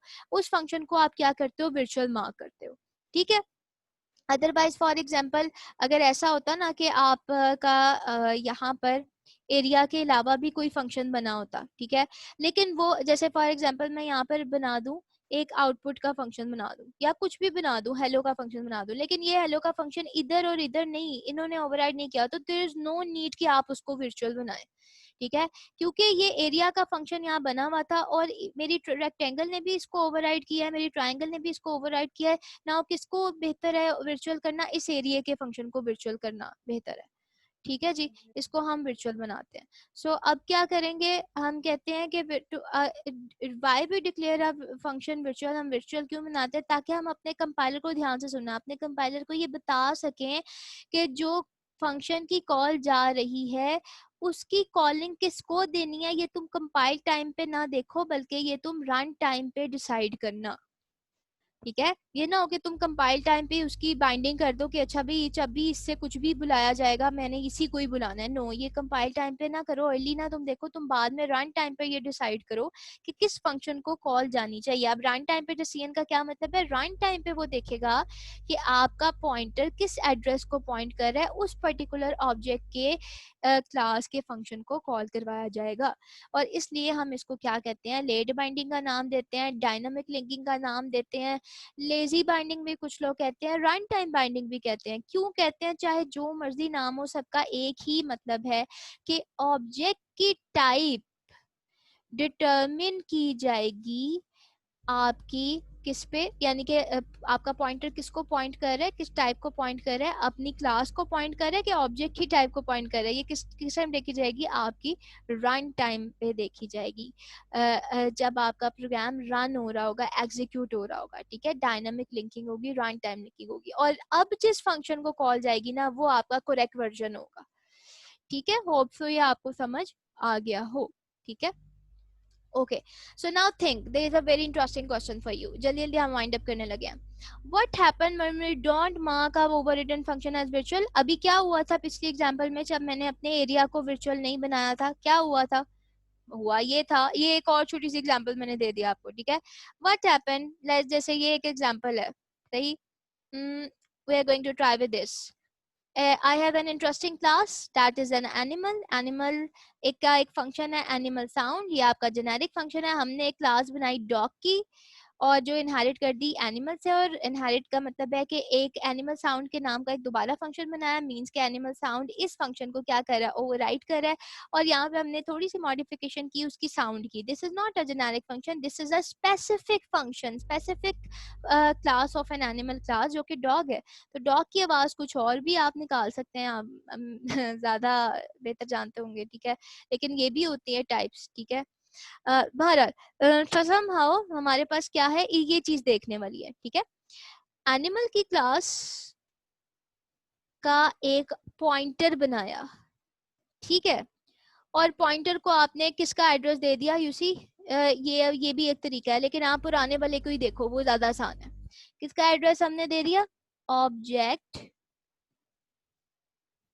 आप यहाँ पर क्या बनाओ, ओवर हेयर, एक minute, just let me clear this and use my text over here. आप यहाँ पे क्या बनाओ, डॉग की क्लास का एक ऑब्जेक्ट बना लो, जैसे डी, ठीक है. और आप क्या करो, ऑब्जेक्ट बना लिया. अब आप क्या करो, आपका जो पॉइंटर है यानी कि ओबीजे, इसके अंदर आप किसका एड्रेस स्टोर करवा लो, अपने डॉग की डॉग ऑब्जेक्ट का एड्रेस स्टोर करवा लो. Now with the help of this OBJ you are going to call your function जो कि क्या है, animal sound. Okay, so if this is the thing, तो क्या आपके ख्याल में किस क्या क्या आउटपुट निकलनी चाहिए. I would be very happy if you are going to tell me the answer. आपके ख्याल में क्या आउटपुट निकलनी चाहिए. It could be the wrong one also, but I would be happy कि at least you people take part. You can ask the question, हम इसको resolve कर सकते हैं, but just think about it कि if I am going to call the object animal sound, तो इस function को कॉल जाएगी या इस फंक्शन को कॉल जाएगी. This is my question. Output क्या होगी. मैम बेस क्लास वाले को जाएगा. वेरी नाइस, शाबाश. क्यों, उसकी रीजन क्या है. परफेक्ट, वेरी नाइस, बट उसकी रीजन क्या है. क्योंकि हमने वर्चुअल फंक्शन नहीं बनाया हुआ इसमें. परफेक्ट, वर्चुअल फंक्शन नहीं बनाया, और बाइंडिंग जो हो रही है वो क्या हो रही है, आपकी अर्ली बाइंडिंग अर्ली हो रही है. ठीक है. Very nice. ओके जी. सो अल्टीमेटली अब अगर हमने, अब ये तो प्रॉब्लम है, वी डोंट वांट दिस, ठीक है. तो नेक्स्ट में आपकी आउटपुट यही सेम ही साइड रिपीट हो रही है, बट विद द आउटपुट, ठीक है. लेकिन इन दिस केस हमारी जो साउंड है वो वूफ की निकलनी चाहिए थी, ठीक है ना. ये हम एक्सपेक्ट कर रहे हैं, लेकिन आउटपुट जो है वो आपकी जेनेरिक फंक्शन आ रही है. तो what we can do, I can make the virtual, I can make this animal sound function as a virtual like this. Virtual कैसे करते हैं, just use a keyword of virtual, ठीक है. जैसे ही हमने इस फंक्शन को virtual मार्क किया है, तो अब आपकी जो फंक्शन कॉलिंग थी वो क्या हो चुकी है, रिजॉल्व हो चुकी है. नाउ अभी आपकी अर्ली टाइमिंग पे नहीं हो रहा, बल्कि रन टाइम पे आपकी फंक्शन की कॉलिंग क्या हो रही है, रिजॉल्व हो रही है. सेम पुराना कॉन्सेप्ट आप वीडियो में देख लेना, यहाँ पे इसको छोड़ के आप पीछे वाला लिख सकते हो जैसे मैंने अभी बताया है. अब जो आपकी एनिमल साउंड जाएगी, अब वो किसको डिटरमिन करेगा, अब ये पॉइंटर जो है ये नहीं देखेगा कि मेरी टाइप क्या थी, वो ये देखेगा मैं किसको पॉइंट कर रहा हूँ. मैं किसको पॉइंट कर रहा हूँ, मैं डॉग के ऑब्जेक्ट को पॉइंट कर रहा हूँ. डेफिनेटली मुझे जो कॉल देनी है वो किसको देनी है, इसको देनी है, ठीक है. वीडियो में मैंने आपको किस तरीके से बताया हुआ है, मैंने इस तरीके से बताया हुआ है. Okay, I am animal sound जाएगी किधर, इधर जाएगा एनिमल साउंड पे, बट देखेगा क्योंकि ये फंक्शन क्या है, वर्चुअल है, तो मुझे अपने इस पॉइंटर की टाइप को नहीं देखना, बल्कि मुझे ये देखना है कि जो मेरी रन टाइम पे जिस चीज को पॉइंट की गई है वो क्या है. तो रन टाइम पे तो हमने ऑब्जेक्ट को किसके थ्रू पॉइंट किया हुआ है, एंड ऑफ डी के, ठीक है, ऑब्जेक्ट ऑफ डॉग के. तो दैट्स व्हाई जो अब कॉल है वो किधर जाएगी, इस वूफ के उस पे जाएगी, ठीक है. तो अब आपका अप्रोप्रिएट फंक्शन कॉल होगा वाई, क्योंकि आपकी जो कॉलिंग है वो आपकी रन टाइम पे हो रही है. So let's take the modification in our previous example. वो जो शेप वाली एग्जांपल थी उसके अंदर मॉडिफिकेशन करें तो कहाँ करेंगे, हम क्या करेंगे, वो जो एरिया का फंक्शन है उसको हम सिंपली क्या बना देंगे, वर्चुअल बना देंगे. That's the only modification. अब आपके ख्याल में क्या आउटपुट निकलेगी, अब हमारी ठीक आउटपुट निकलनी चाहिए. अब हर दफा पेरेंट क्लास एरिया नहीं निकलेगी, अब पहली दफा निकलेगी रेक्टेंगल क्लास एरिया, दूसरी दफा निकलेगी ट्रायंगल क्लास एरिया. अगर आपको ये नहीं समझ आई, जस्ट टेल मी, मैं आपको ये दोबारा से बता दूं. अब की बार हुआ क्या था, कंपाइलर ने सिंपली देखा था कि भाई मेरा पॉइंटर किसको पॉइंट कर रहा है, मैंने उसकी टाइप देखनी है बजाय इसके कि मैं अपनी पुरानी वाली टाइप देखूं, ठीक है. So since now the addresses of your object of triangle and the rectangle classes are stored in the pointer of shape, that's why अब आपका जो area function call होगा वो triangle का होगा और rectangle का होगा, ठीक है जी। So this was the concept. So virtual function की दोबारा यहाँ पर सेम बात की गई है। अब जो वर्चुअल फंक्शन के साथ हो रहा है जब हम बेस क्लास में देते हैं, ठीक है, तो सिंपली हम ये कह रहे हैं कि अब इसकी जो लिंकेज है वो क्या है, डायनामिक लिंकेज है और लेट बाइंडिंग है, ठीक है। I will please make sure कि आप इसको ज़रूर रीड कर लेना। ये आपका क्या है, ये आपका पीपीटी वर्जन है, ठीक है। दोबारा से ज्वाइन हम कर लेंगे, फिर मैं आपको बताती हूँ कि आप लोगों के लिए मेरे पास ये सेम चीज़ में ये भी वर्जन है, क्या कहते हैं इसको, वर्ड वर्जन भी है, ठीक है। तो सेम वही चीज़ लिखी हुई है विद सम कंटेंट, ठीक है, जो आपको थ्योरी में मिलता है। Okay, virtual function. और अभी नेक्स्ट में हम सिर्फ एक चीज़ का जिक्र और करेंगे, that is your pure virtual function. इसको हम क्विकली रिजॉल्व करेंगे ताकि हम अपनी एग्जांपल की तरफ बढ़ सके, ठीक है जी। सो लेस देन 1 मिनट रह गया and then we are going to join again. Okay, so this is your third session of the OOP. तो हम लोग जो है वो लास्ट टाइम पीपीटी देख रहे थे, ठीक है। पीपीटी में हमने विजुअल तक सारा कर लिया था। अब एक छोटा सा कॉन्सेप्ट रह गया, that is your pure visual function का, दैट्स इट, ठीक है। प्योर विजुअल फंक्शन जो है, एज मैंने आपको ये चीज़ वीडियो में एक्सप्लेन की हुई है ज़्यादा डिटेल में, तो मैं तो आपको बार बार कहूँगी कि अगर आपको प्योर विजुअल फंक्शन की एक सही एग्जांपल के साथ देखना है प्रैक्टिकल, तो आप दोबारा से वीडियो को देख सकते हो। बट अगेन हम यहाँ पे रिवीजन कर रहे हैं, तो मैं आपको कॉन्सेप्ट जो है वो यहाँ से उसी एग्जांपल के साथ जो हम अभी लेकर चले हैं उसके साथ बताने की कोशिश करते हूँ, ठीक है। अच्छा, सो पहले तो हम थोड़ा सा कंटेंट देख लेते हैं, ठीक है। व्हेन प्योर वर्चुअल फंक्शन, आपने जिस फंक्शन को प्योर बनाना है ना, उसके लिए सिर्फ इतना है कि उस फंक्शन की आपके पास कोई डेफिनेशन नहीं होगी, ठीक है। जैसे ये क्या है, ये अगर आप नोट करो तो ये वही शेप की क्लास है जो अभी हम जिस पे बात कर रहे थे, ठीक है, जिसके दो क्या हैं, डेटा मेंबर्स हैं और उसका अपना जो है वो एक कंस्ट्रक्टर है। यहाँ तक तो हमें कोई प्रॉब्लम नहीं थी।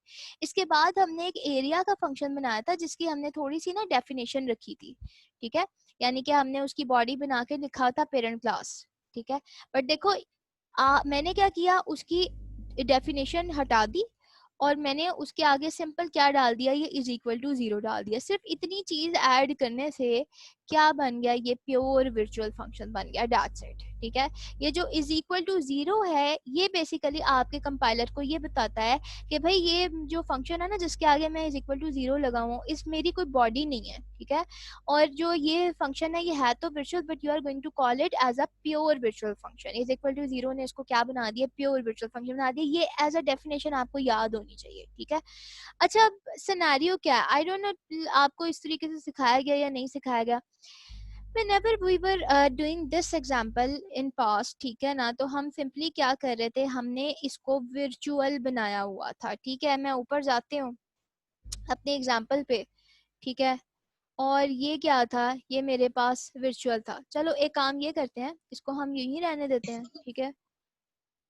और हम सिंपली जो है वो अपनी पीपीटी को खोल लेते हैं, पीपीटी में जो मेरी एग्जाम्पल थी ओवरऑल, ये वाली, ठीक है, this one.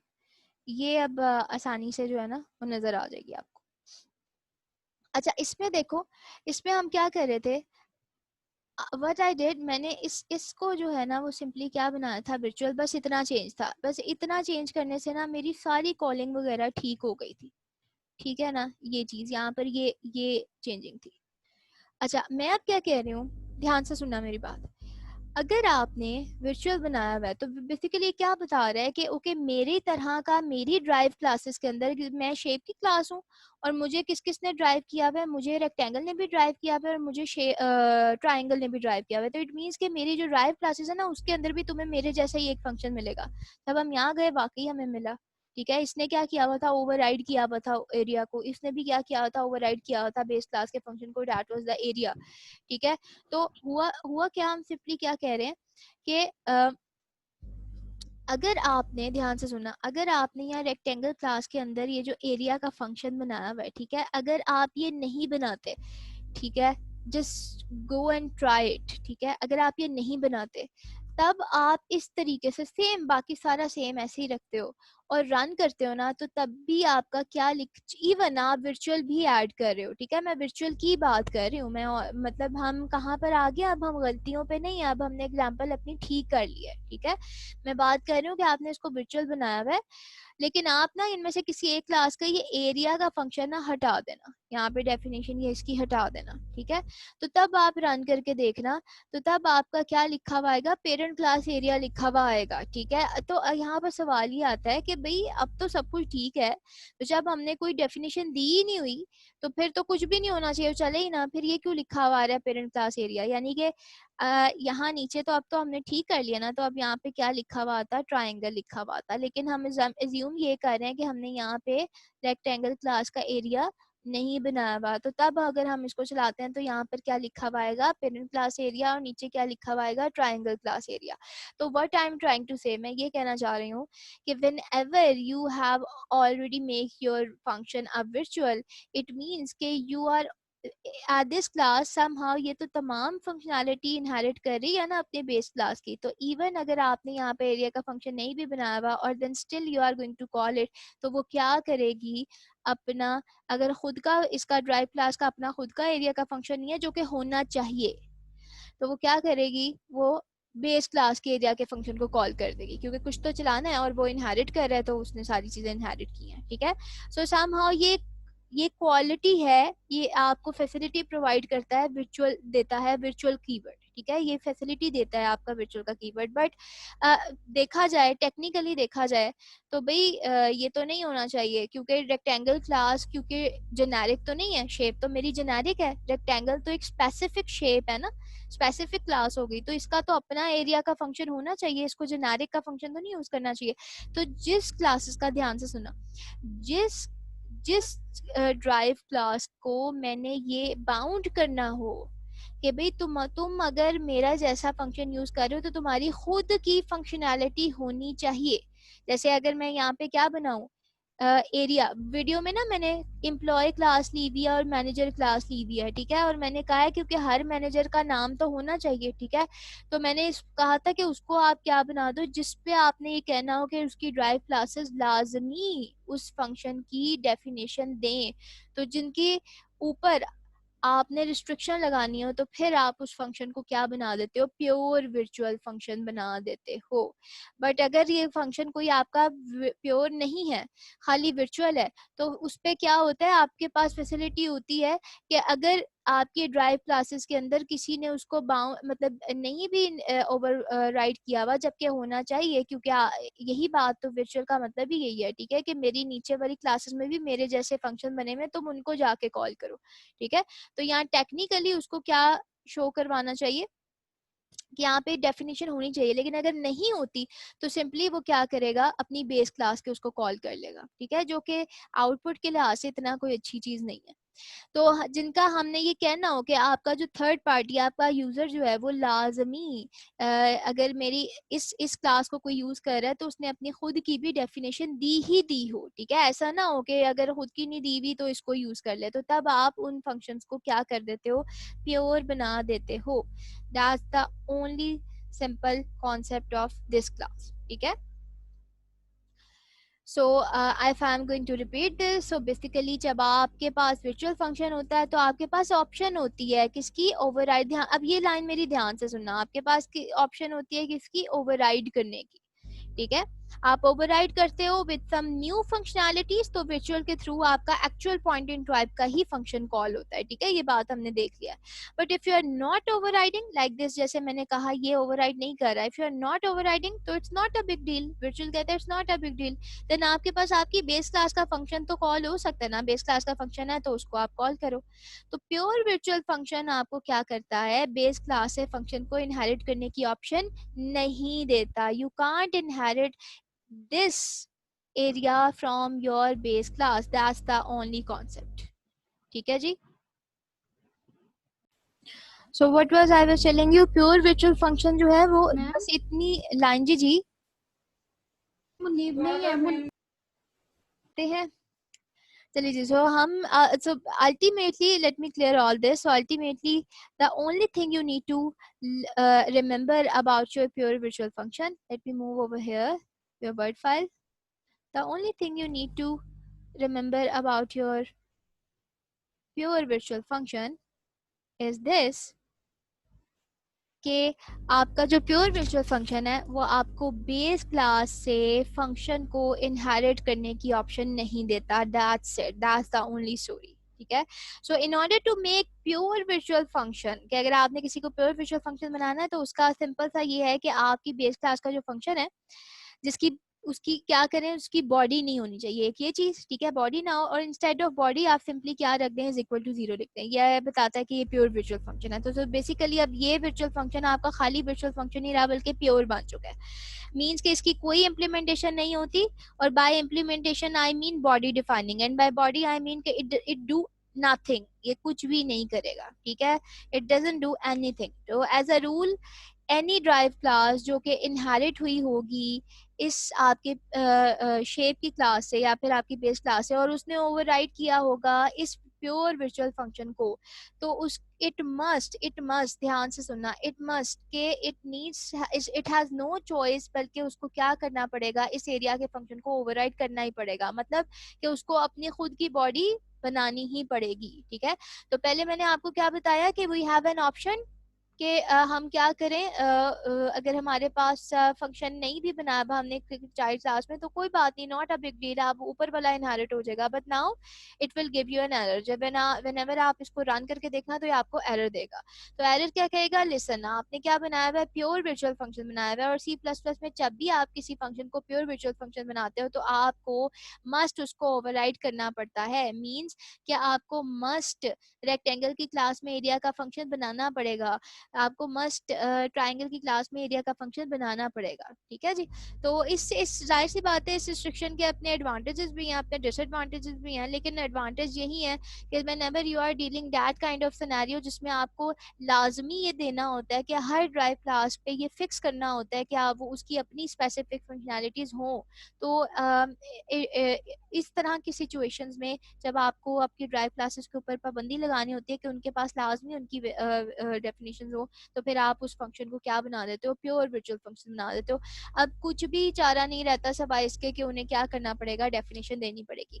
The last and only concept of this class is, और शायद ये आपको मुश्किल लगे लेकिन कुछ भी मुश्किल नहीं है इसमें, अगर आपको सब समझ आ गया ना तो सिर्फ अब आखिरी चीज हमें ये पता लगानी है कि फिर एब्स्ट्रैक्ट क्लास किसको कहते हैं, और वो एक लाइन का आंसर है.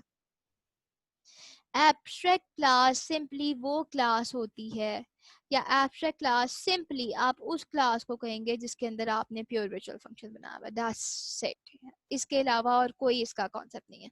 तो प्योर वर्चुअल फंक्शन हमने किस में बनाया हुआ है, प्योर वर्चुअल फंक्शन हमने इसके अंदर बनाया हुआ है, शेप की क्लास में.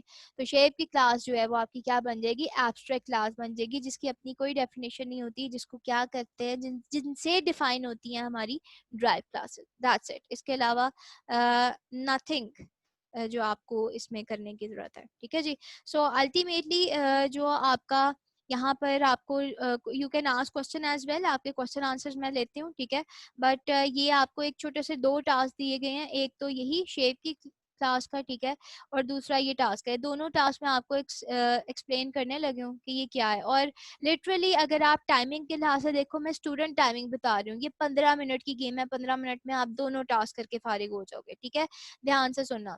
टास्क ये कहता है, पहला टास्क आपको ये कहता है कि एक बेस क्लास बनाओ शेप के नाम की, उसके 2 डेटा मेंबर्स होने चाहिए, दोनों की टाइप क्या हो, डबल हो. ठीक है, कौन से 2 डेटा मेंबर्स होने चाहिए ये आपकी मर्जी है, जो से मर्जी ले लें, मैंने नहीं यहाँ पर बताया. ठीक है, आप क्या करेंगे, उसका एक मेंबर फंक्शन बनाएंगे जिसका नाम क्या होगा, गेट डेटा का होगा. ठीक है, जिसमें आप इनिशियलाइज करेंगे बेस क्लास के डेटा मेंबर्स को. अब ये आपकी मर्जी है कि आप जो हो वो यूजर से ले लो डाटा, यानी कि फॉर एग्जांपल इफ आपने यहाँ पर विड्थ दी हुई है और यहाँ पे हाइट दी हुई है जैसे मैंने लिया था, तो आपकी मर्जी है, चाहे आप यूजर से ले लो या चाहे आप खुद से डाटा इनिशियलाइज करने के लिए गेट डाटा का बना लो फंक्शन. ठीक है जी. अच्छा, और सिंपली आप क्या करो, प्योर वर्चुअल मेंबर फंक्शन बनाओ, that is your display area. जैसे मैंने ऊपर एरिया का बनाया ना, उसी तरीके से आप डिस्प्ले एरिया का बनाओगे, नाम का बनाओगे, और उसको आपने क्या रखवाना है, प्योर वर्चुअल मेंबर फंक्शन रखवाना है. ठीक है, क्या करेगा, कुछ भी नहीं, जैसे मैंने ऊपर किया है, वो सिंपली क्या करेगा, एरिया को कैलकुलेट करेगा और उसको डिस्प्ले करवाएगा. आप ऊपर वाला क्या कर रहा था, रिटर्न कर रहा था. ठीक है, तो आप डिस्प्ले भी करवा सकते हो उसको. ठीक है जी। और फिर बस ये मतलब सारा, अगर आपने वो शेप की क्लास सीखी है ना तो सारा काम वही है, सिर्फ माइनर सी छोटी सी चेंजिंग है, ठीक है, कोई परेशानी की बात नहीं है। समहाउ आपने फिर आपसे रिक्वायरमेंट है कि आप दो स्पेसिफिक क्लासेस बनाएं शेप की, एक ट्रायंगल और रेक्टेंगल, और दोनों को इनहेरिट करें बेस क्लास से। कैसे करते हैं मैंने ऊपर अभी आपको बताया। और आप इन तीन क्लासेस का डिजाइन कुछ इस तरीके से करें कॉन्सेप्ट कि आप डेफिनेटली जो है वो जब इंटरेक्शन करें और एरिया को डिस्प्ले करें तो आपका ट्रायंगल का एरिया शो हो और आपका रेक्टेंगल का एरिया शो हो। तो इसके अंदर आपके वो तमाम पॉलीमॉर्फिज्म के कॉन्सेप्ट आ जाएंगे। आप पॉइंटर बनाओगे, आप उसी तरह अपनी रेक्टेंगल की क्लास का ऑब्जेक्ट बनाओगे, आप उसी तरह ट्रायंगल की क्लास का ऑब्जेक्ट बनाओगे। आप पॉइंटर को पॉइंट करवा दोगे रेक्टेंगल क्लास से, आप पॉइंटर को पॉइंट करवा दोगे ट्रायंगल क्लास से, और आप क्या करोगे, डिस्प्ले फंक्शन को कॉल करोगे, डिस्प्ले एरिया को कॉल करोगे, और आपका एरिया पहले रेक्टेंगल का शो होगा और आपका एरिया फिर ट्रायंगल का शो होगा। ठीक है ये चीज। अब सिंपल स्टोरी क्या है, स्टोरी सिर्फ इतनी सी है कि आपको क्या कहा गया है, प्योर वर्चुअल फंक्शन बना दे। आपको अगर कंफ्यूजन हो रही है पहले आप वर्चुअल वाला करके देख लें, उसके बाद आप उसको प्योर वर्चुअल कर दे। फर्क सिर्फ इतना सा होगा कि प्योर वर्चुअल का साथ भी सारा प्रोग्राम वैसे ही रहेगा, बस आपको वो कमिट कर देगा, लाजम कर देगा कि आपने रेक्टेंगल क्लास में लाजमी जो है वो डिस्प्ले एरिया का बनाया, और इसी तरीके से आपने ट्राइंगल क्लास में लाजमी डिस्प्ले एरिया का फंक्शन बनाया, और that's the only story of pure virtual function. ठीक है जी, ये आपका एक टास्क है। आपके जो क्वेश्चन हुए I am going to deal that. ठीक है, और आपका जो दूसरा क्वेश्चन है वो भी सिंपल सा है, सिर्फ मैंने सिचुएशंस चेंज की है। क्या उसकी सिचुएशन है मैं आपको समझा देती हूँ, ठीक है ना। So ultimately you are going to consider एक क्लास बनाओगे आप, ठीक है, जिसका नाम होगा फादर की क्लास होगी। ठीक है, फादर क्लास की डेफिनेशन में आप एक प्रोटेक्टेड मेंबर लिखोगे इंट एज का, मैंने यहाँ बनाकर भी दिया।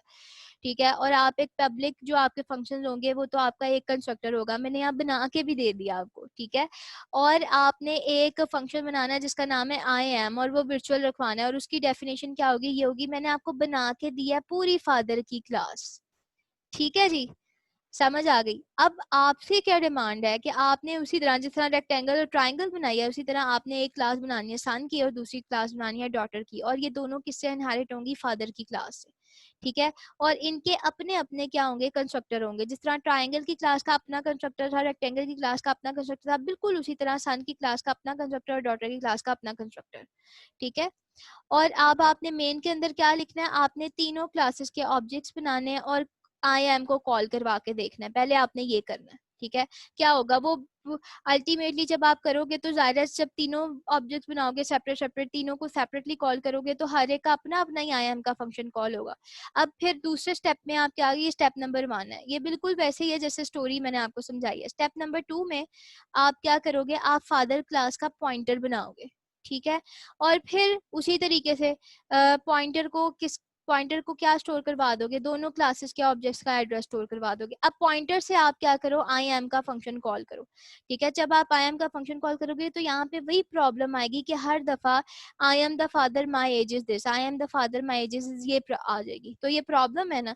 तो नंबर 3 पे आप क्या करोगे, कुछ ऐसा करोगे कि ये प्रॉब्लम सही हो जाए, यानी कि आपने पॉलीमॉर्फिज्म का डिमॉन्स्ट्रेशन देनी है। तो आप सिंपली क्या करोगे, आप अपने आई एम को क्या बना दोगे, वर्चुअल बना दोगे। ठीक है, पहले पहले इसको वर्चुअल हटा देना नंबर 2 के लिए। ठीक है, यहाँ इसके लिए, फिर नंबर 3 में इस पे आप क्या लगा देना, वर्चुअल लगा देना, जो मैंने आपको यहाँ लगा कर दिया। सिर्फ वर्चुअल लगाने से क्या होगा, अब आपकी जो कॉलिंग है वो बिल्कुल ठीक हो जाएगी। ठीक है जी, सिर्फ ये इतना सा टास्क है जो मैंने आपको समझा दी है। That's it from my side. If you have any kind of questions तो आप पूछ सकते हैं। ठीक है, अदरवाइज क्वेश्चन आंसर सेशन में, अदरवाइज दैट्स ओके। ठीक है, सो अल्टीमेटली ओके जी, for now it's I am going to end that. ठीक है।